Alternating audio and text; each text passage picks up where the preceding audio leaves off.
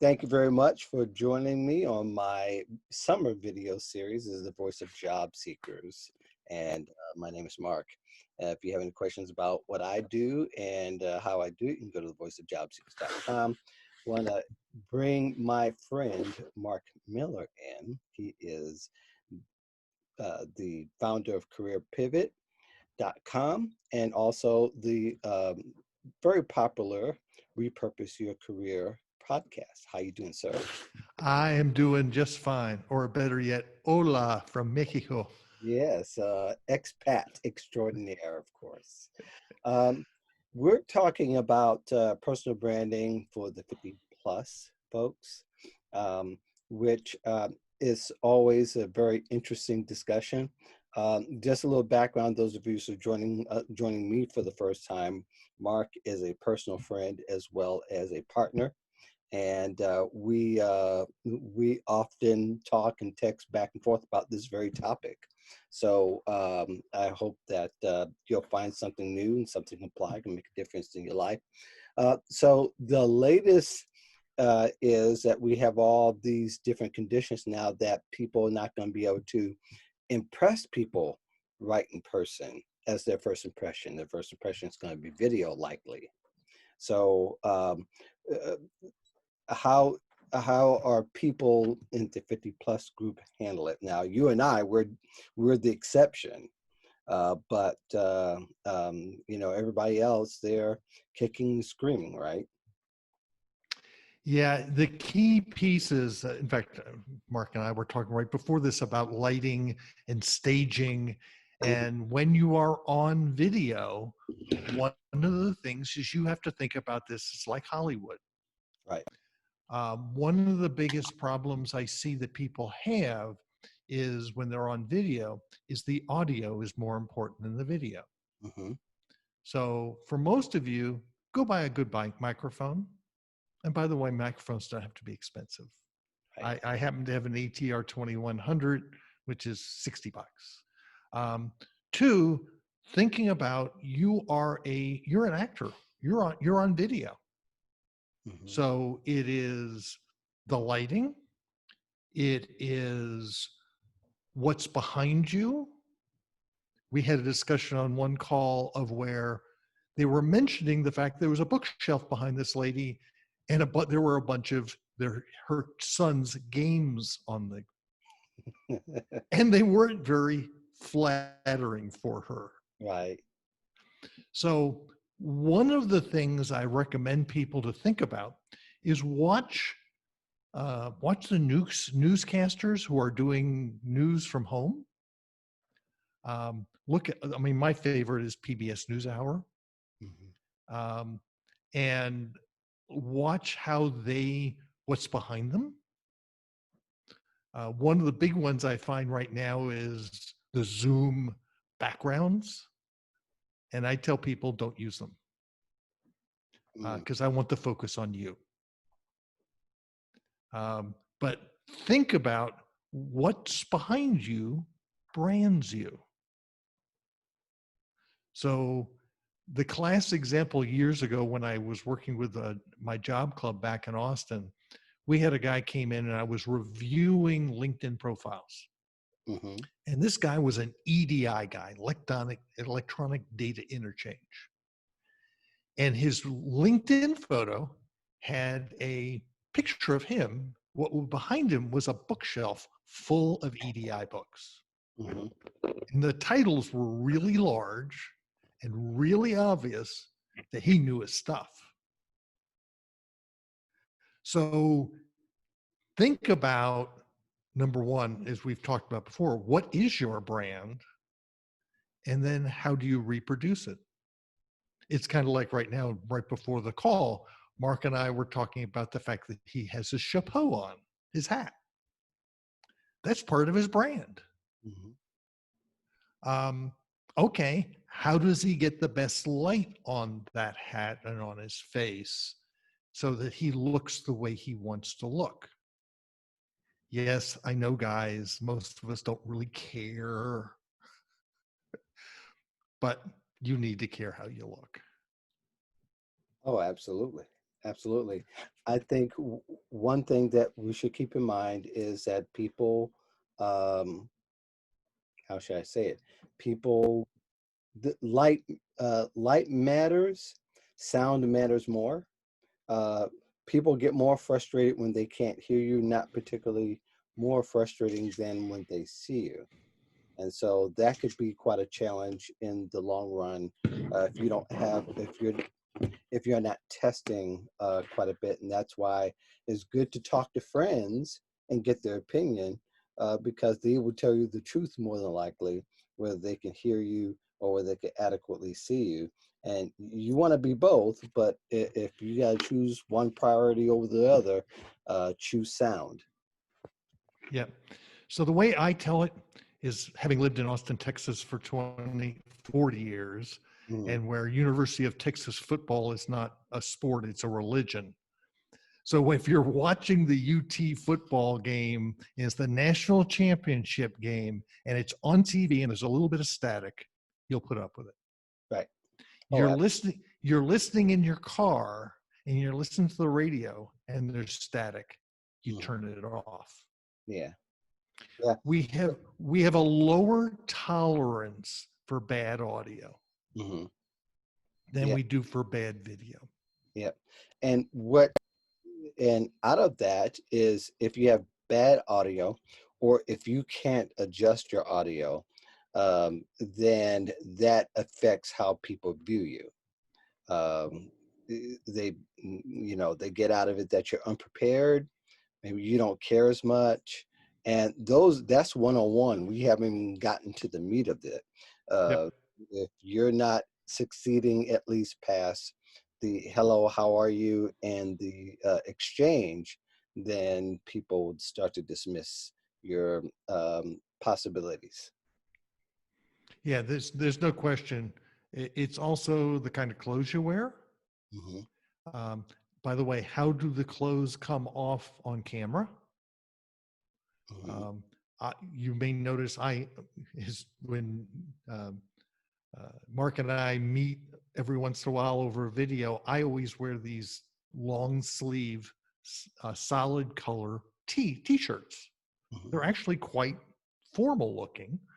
Right. If I suddenly need to hop on a call and look professional, all I need to do is throw on my sports jacket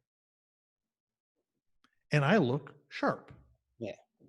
Yeah. Um, and that's one of the things.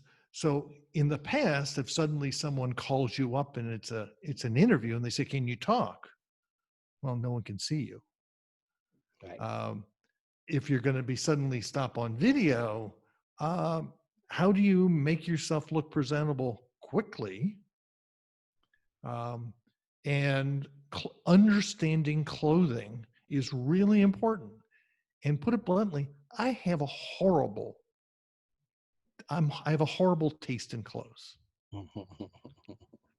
Okay, I have an image consultant back in Austin who has picked out all my clothes.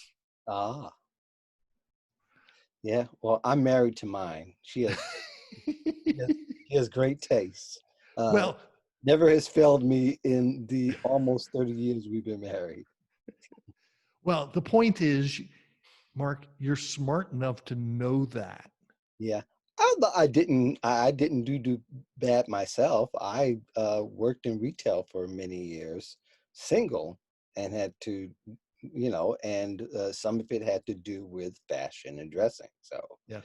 you know, Well, I'm not too bad. But all that being said, though, it's important your first impression on camera is going to matter as much as the impression you had when you're meeting, and you should take each of those meetings very seriously. Uh, yes, and again, we're just talking about the starting line.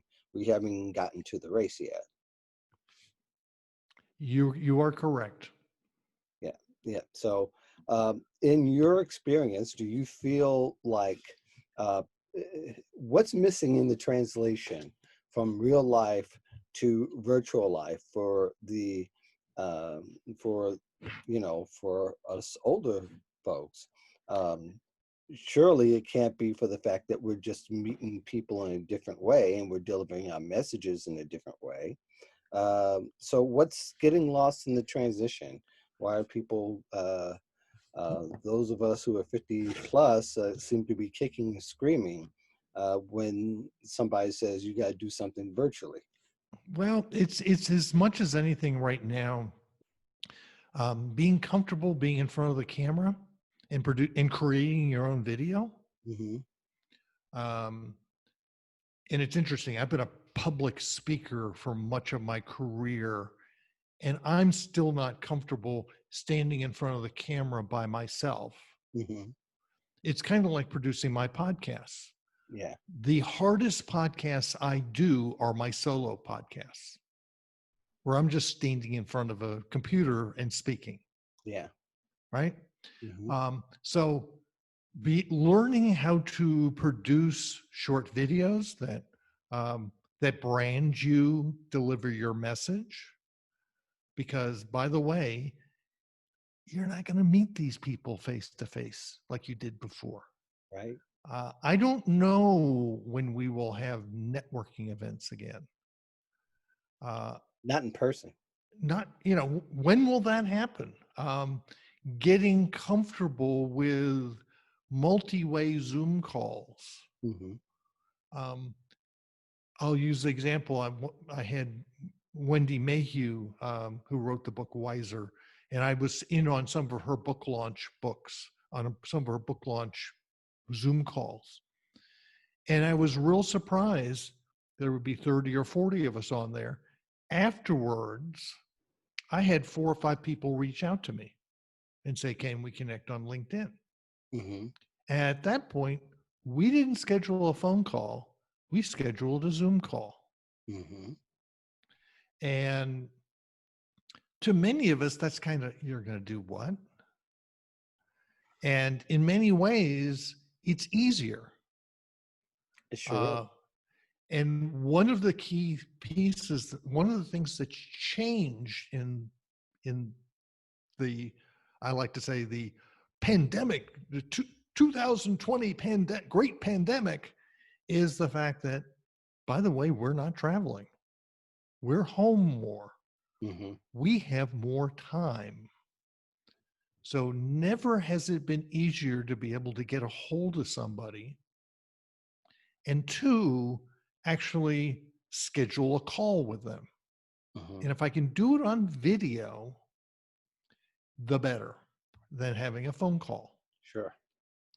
And I use the example, my last corporate gig was as the training and learning and development manager for Life Size Communications, which was the original HD video conferencing company, which I left 9 years ago. Hmm. And when I left, I was really surprised. I had any number of people who I had maybe met face to face one time, Right. who I had close relationships with. Hmm. And one of my favorites was, I'll just call her Emily. She was our coordinator in Hong Kong. And Emily was probably in her late 20s, early 30s, educated in the UK, but she was born and raised in Hong Kong. She used to refer to me as Uncle Mark. And I've heard that. Right. And well, I was, 30 plus years her senior, Hmm. but she was using it as an endearing response. Yes. Right. And I had any number of people where I went, wow, and I have friends to this day from that period, and we never met face to face. And so one of the things there's a big belief in our generation that Hmm. the only way you can develop a good relationship is by meeting face to face and shaking someone's hand. Well, we may never shake hands again. Who knows? Right. Well, the new personal relationship is whether I can text you uh, right away or not, and you can respond anytime, um, or Zoom Well, time, or it's whatever the just having the access is the new personal relationship. Not particularly do I have access to you in person, and whether you live around the corner or in the city. Okay, Mark, have we ever met face to face? No, sir. Okay, this is a classic example. Yeah. I consider you to be my friend, my colleague. If Mm, I need something, I know I come ask for it, right. which is what I consider a good connection, Yes. right? Hmm. And so, therefore, um, the key piece here is you don't have to meet face to face, Right. but you have to, in many ways, developing these relationships is harder. Hmm. It's changing the paradigm, Yeah. Yeah.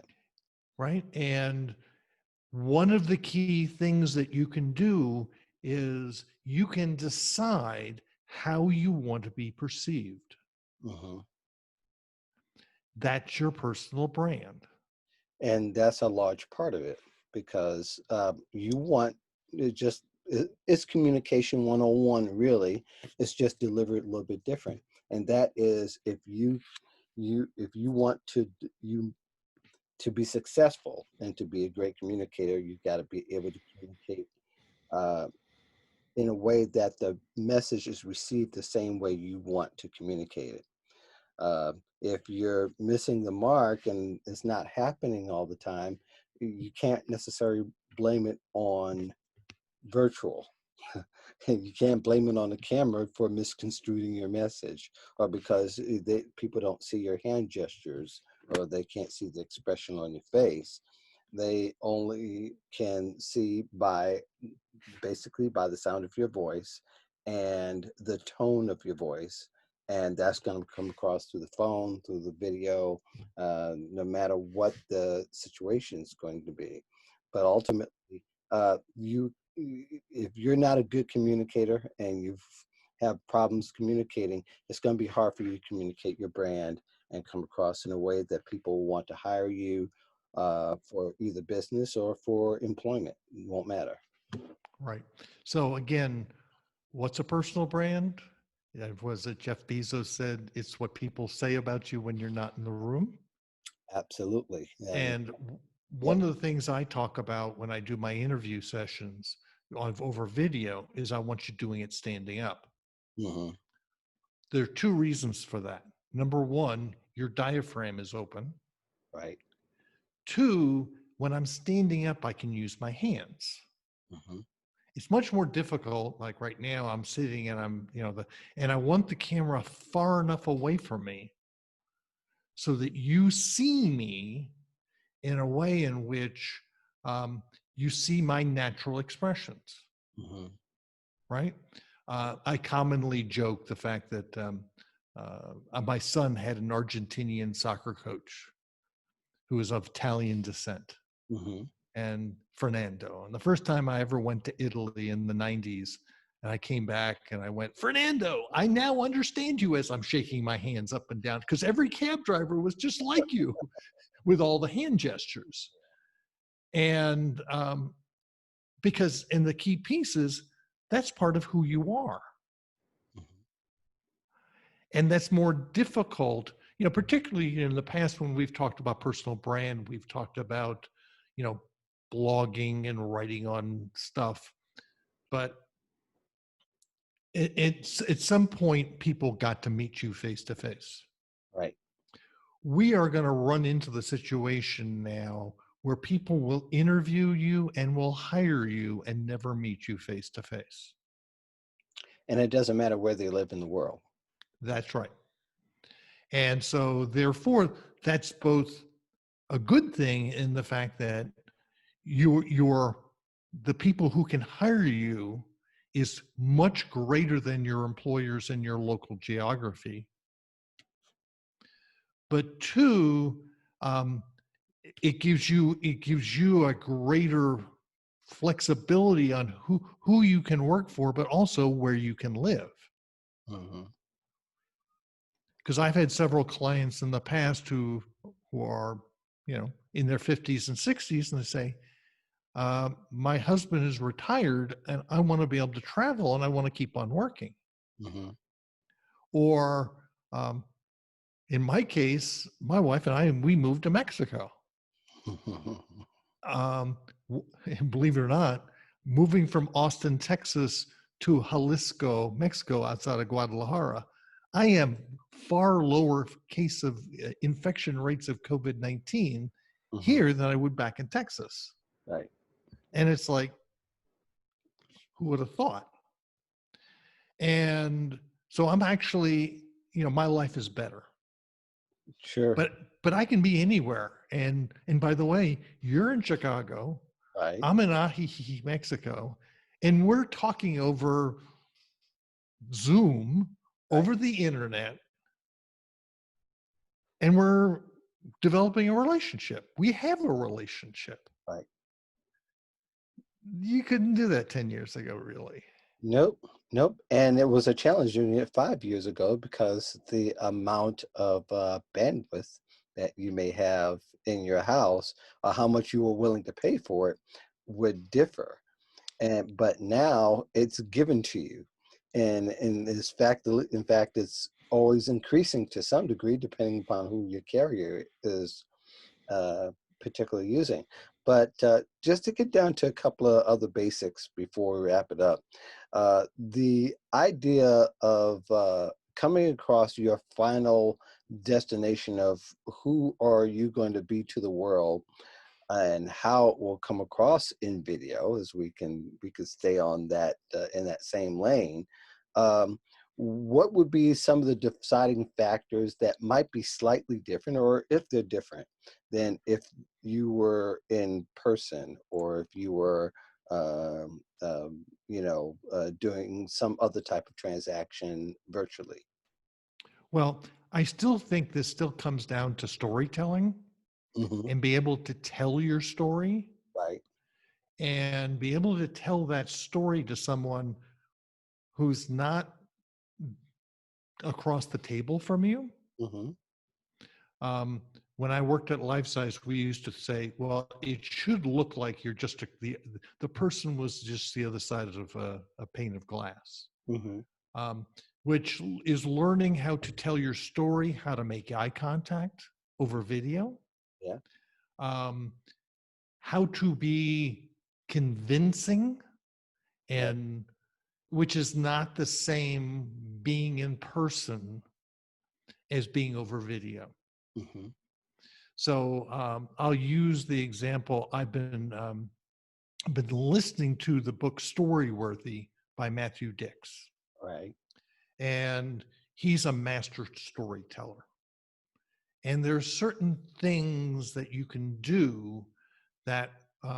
So when I tell, one of the things you can do when you tell a story is switch between past tense and present tense. Hmm. When you really want to take somebody along into the key part of the story, you switch to present tense. Hmm.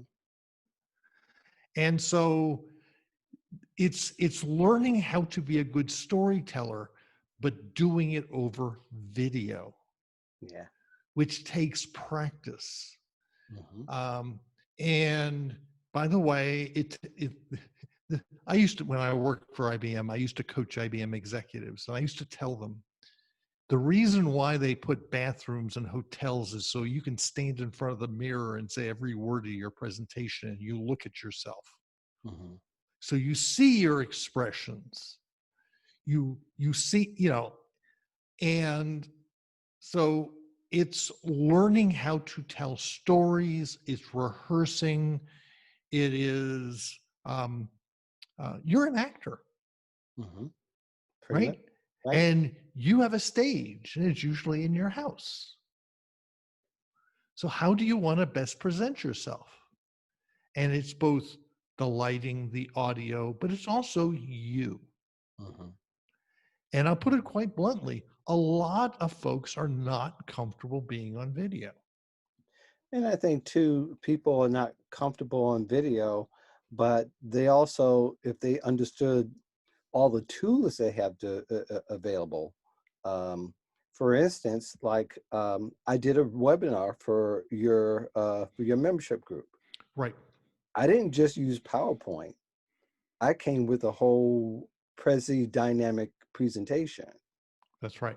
And I had to work that and also talk at the same time. It's not, it's a little bit different than working PowerPoint. And this that you have three buttons instead of one. So you've got to be able to navigate that, but it took a little time to get used to it. But all in all, that's a part of what I want to come across. If I want to make, we talked about salary negotiation, which could be a very mundane topic. And for me to communicate the way I wanted to, in other words, I didn't want it to be boring.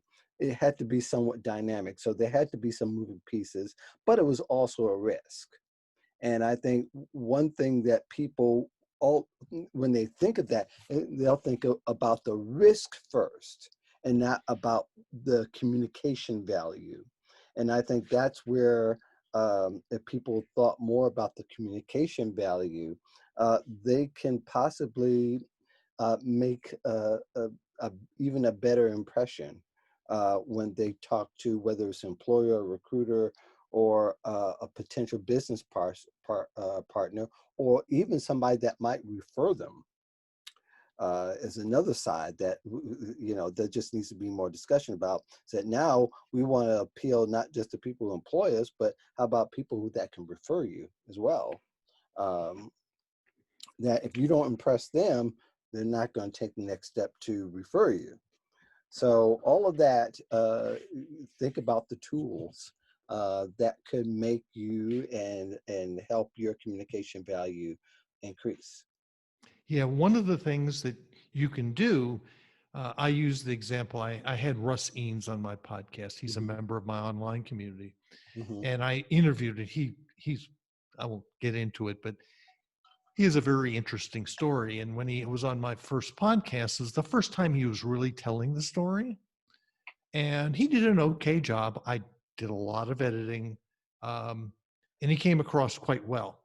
Mm-hmm. He has since been on radio shows, multiple podcasts. Mm-hmm. In fact, he was on the Retirement Revised podcast with me, and Russ has gotten good.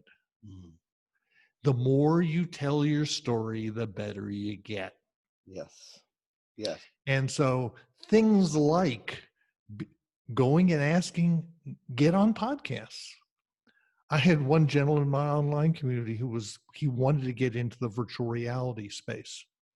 And so he got on a VR podcast as a guest to review the Oculus 2 headset that Facebook came out with. Right. And several people asked, how the heck did you get on that show? I just emailed the host and said, do you want some help? And they went, you can do that? And the answer is yes.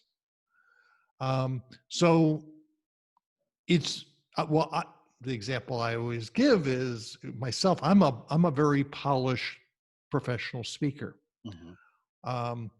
You put me on a podcast and interview me, I can go on and on and on. I'm good. Yeah. One of the things I discovered when I started my own podcast, I sucked as an interviewer.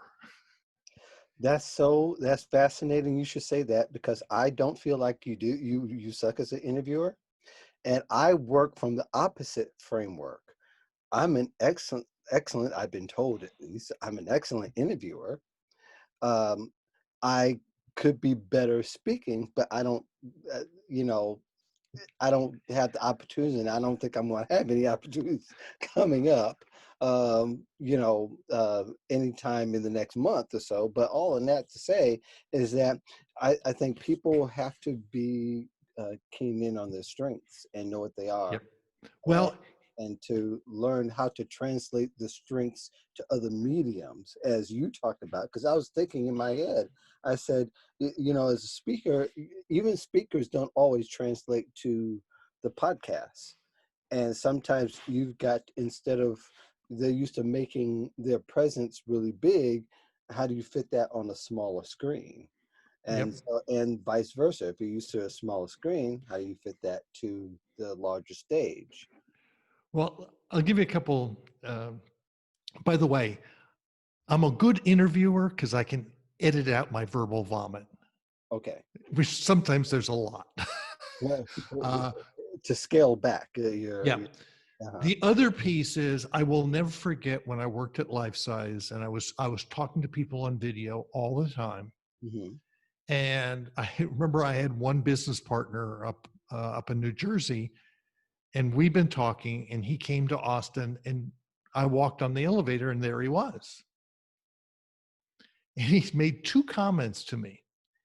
You're taller than I thought you were. And by the way, I'm 6'4", so I'm Hmm. tall and skinny. And he says, you're younger than I thought. I went, I wonder, I wonder what that means. And What did you think, really? well, it's one of the key pieces. It was the lighting in my room, Mm. the lighting in my office, right? And I had typical lighting for an office, and that was all the light came from above, Hmm. which again, we talked beforehand, creates the shadows underneath the chin, Right. and which is the 10 pounds we gain on video. I actually looked lighter in person than I did on video. Mm. But the key piece there is you need to have someone who can objectively look at you and be honest,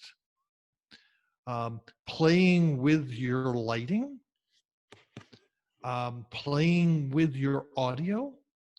Um, One of the things you will see when you're on video, I learned this when I first started presenting, and they would tape us on Hmm. videotape. And who was my harshest critic? Me. Hmm. I noticed everything. Yeah. Um, and the one thing I noticed sometimes when I was just recently done some video for several job clubs on video interviewing Hmm. was I found I was stooped over. My posture wasn't great. Hmm. So what do I have to do before I get on video? Is I have to do some stretches to make sure I am, because I'm 6'4", I'm 180 pounds, so I'm very thin, and I'm typical. I have a habit of stooping over things. Hmm. So therefore, I have to make sure, like putting my camera up high enough so it's at my eye level. But beforehand, just simply stretch so that my posture's good. Hmm. We don't think about that on the phone. No, no, we don't. And with my personal training background, I can tell you there's another good reason why you should stretch before you sit on a call. Is that more than likely you're sitting on a call for more than 30 minutes at a time, and that shortens your muscle. So the more that it Yeah. shortens your muscle, um, the more it starts to restrict your natural posture. So if you Yep. stretch for 45 seconds to a minute, that gives you a longer stretch. Then you can, even though your muscles are going to shorten anyway, they'll shorten in a much longer period of time than a shorter time. You don't stretch at all. Uh, I can go really Yeah. deep, but Well, all in all, I think that it's a very valid point. Is that you've got to also consider what your natural restrictions are, and understand that you've got to cater to that to present yourself, because that's what you leave people with is all they have that's uh, right. when it comes to. So, yeah, one of the things I tell people is right before you get on the call, if you got a flight of stairs, go up and down 3 or 4 times. Mhm. Not enough to get breathing heavy, but enough to get your heart rate and just a tinge of adrenaline. Yeah. Yeah, that doesn't work for me. I'm just too cool for school kind of guy. Uh, Yeah, I uh, understand. yeah, my too many doctors, they go, "Oh, you're okay," after they take my blood pressure. So I'm that's about as good as we do. This was a great discussion. This actually turned out better because I think it is important to talk about how the 50-year-old plus can come across in a video, and they may take it for granted now. So, well, you didn't really get deep into how I can get a job. Well, yeah, we did, because we taught you how to present yourself in the interview, essentially, and Well, that first impression. well, So, the key piece here is your job as a 50 plus person is going to come from through a relationship. mhm, Those relationships are likely to now be built on virtual, they're going to be virtual relationships. You may never meet people face to face. yeah, So you have to start figuring out, how do I present myself? So one of the last things I want to leave you with is, um, when I'm doing a lot of video, one of the things I teach people is, how do you frame yourself on video? mhm, Do I just see your head, or do I see your whole torso?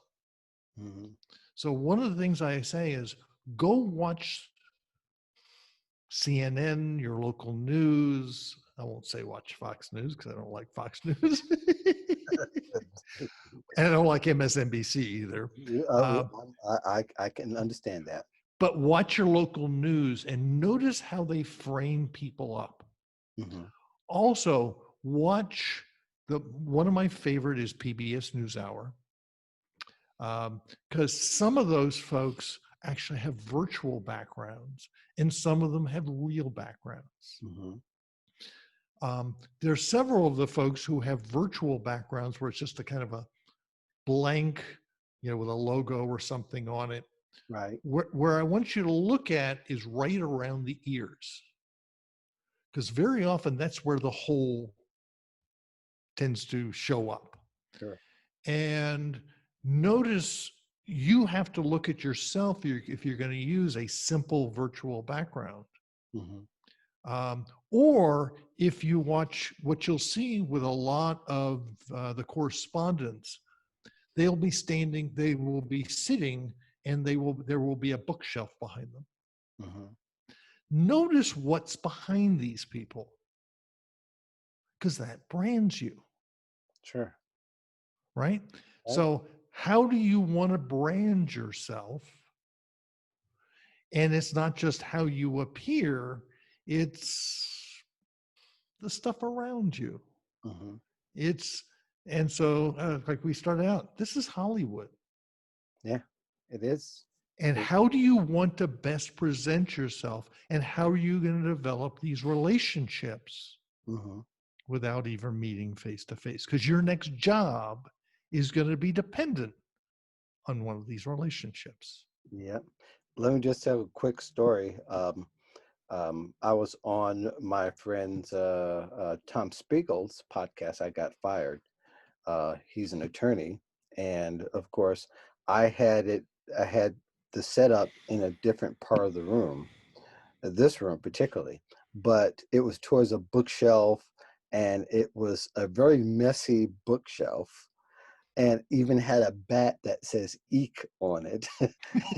See clearly in the video, and when I showed my wife freaked out. She says, "You showed that," and I heard it for the next 30 minutes. Now, it's all up to me ultimately, but the point being is that you don't know how someone reacts to when there's a lot of distraction. Yes. And I think you can see behind me now. There's not a whole lot. You basically see me, and with a few things part of my, and that's different. I have a green screen which I'm still trying to figure out, but it's all experimentation. But you should ask and or do different things to get different reactions just to see. I wear a hat largely in part because a woman from Australia sent me a audio message via LinkedIn, and she thought the hat was wonderful. And if you see my cover art for my podcast, I've had a fedora on it for many years, and I just started wearing it. And from all the videos from now on, it's going to have one of 10 fedoras that I own uh, on it. But all that, again, essentially communicates what kind of value people find value in your voice. They value in what you wear. You've got to be sure that that's going to be a part of it, because that impacts the way that you present yourself and communicates your value. Marc, thank you once again for joining me. I don't know how many of these things we've done over the last 3 years or 5 years, but if people want to get a hold of you, and I know the answer, but I'm going to let you tell it, how can they get to know more about you and what you do? Go to careerpivot.com, click on the contact me button, and it will come directly to me. You'll find Repurpose Your Career podcast on the podcast button on there. And as um, Mark always says, at all the other fine outlets that you can find podcasts. That's correct. You can find the Repurpose Your Career book on Amazon. And yeah, and I'm being asked to be on lots of these kinds of stuff lately, and I'm going to be on the Career Cloud podcast here in a couple of weeks and a few other places. Yeah, yep, you are. And I don't, um, you're not, do you still write for Next Avenue? I periodically get things published in Next Avenue. Okay. Okay. I was going to say people can find you Next Avenue as well. Not as much as these days, but nevertheless. The rest of you, you can join me on my video channel. This will be, you could just look up Mark Anthony Dyson. You should be able to find me there, where you'll see a bunch of these videos this summer. uh, and having fun doing them. And I think it's great. It's become sort of a little news outlet as far as the latest in career news and job search. So thank you very much for joining me. You all have a good day.